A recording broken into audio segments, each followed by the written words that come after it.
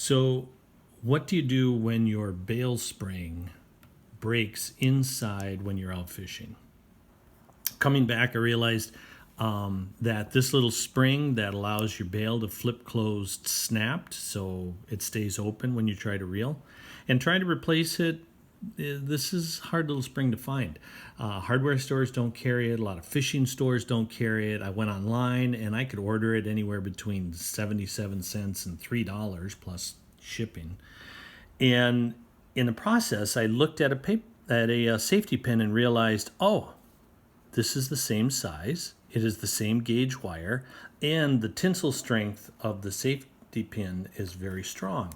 So, just shaping it properly and taking this off.